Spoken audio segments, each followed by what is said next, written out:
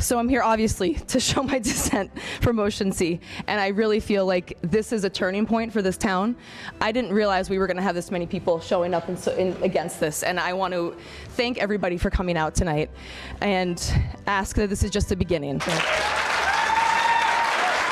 Labeling these books stories that simply depict love, family, and acceptance as controversial sends a deeply harmful message. Let's call this what it is. This is bigotry and discrimination, and it is wrong. Thank you.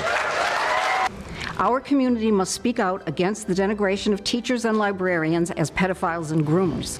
This is code for transphobia and homophobia. What's next, though? I mentioned these books. Are we going to go after Hatchet by Gary Paulson from 1987, which is about divorced parents? Or are we going to go after The Giver, which talks about sexuality? It's all about puberty. Or The Scarlet Letter, which is literally about adultery. Are we taking those out too? Out of a genuine fear of the direction we might be heading, where literature is scrutinized not for its educational value, but for how it aligns with individuals' ideologies. I have hope and I have confidence in this committee and in this community that we pause tonight and in the days coming ahead to think about where this very slippery slope leads us. Thank you. Thank you. I implore this school committee to vote down this motion. Let students see and hear multiple perspectives about life, and let us as educators help them transform into the empathetic, caring adults we know they can be. Thank you very much, Ms. Self.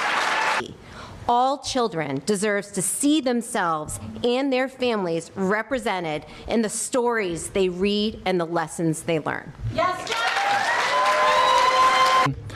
Education is more than learning facts. It's about learning to think critically, ask questions, be curious, and open yourself up to new ideas and possibilities to help shape your worldview.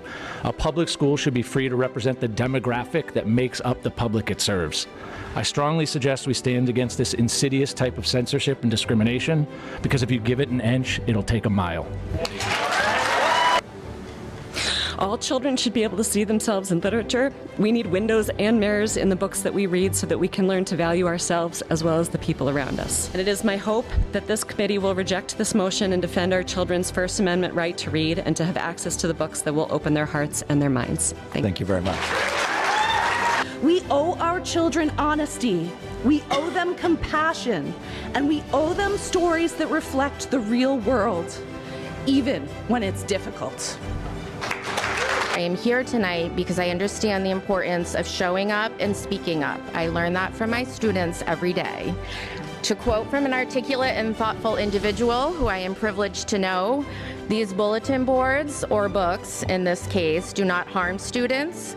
They save them. Inclusion matters. Visibility matters. Jack Green. I have never had to ask permission to read books before.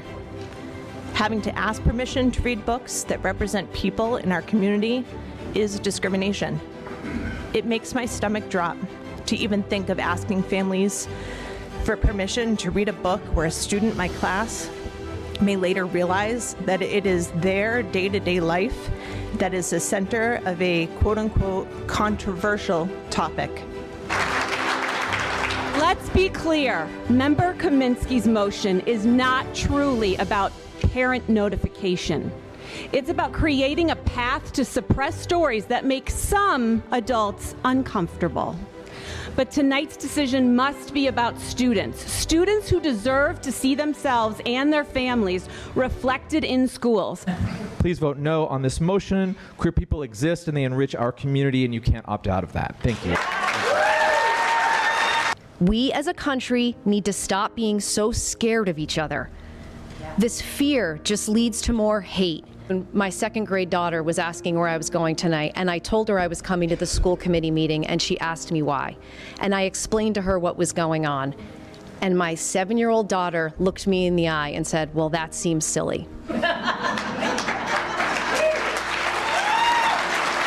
This proposal would not just disgrace Wachusett Regional, it would expose the district to lawsuits for violating well-established Massachusetts protections against discrimination.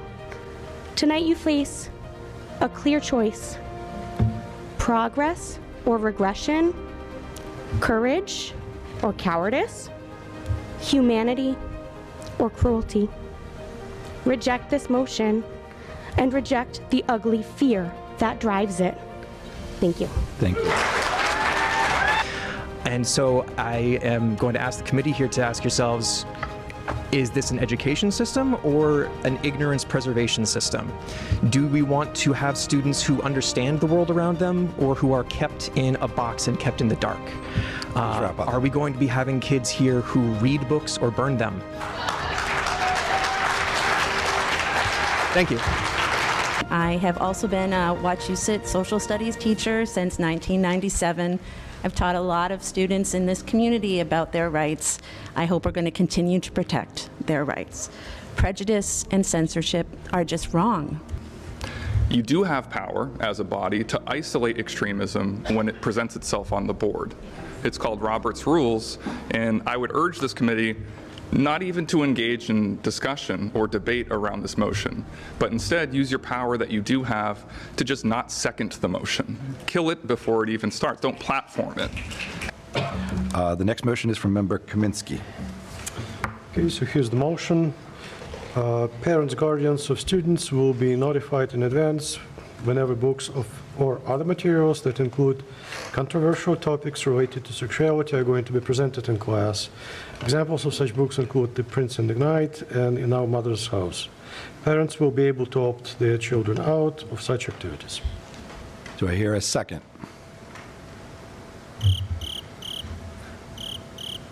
No second?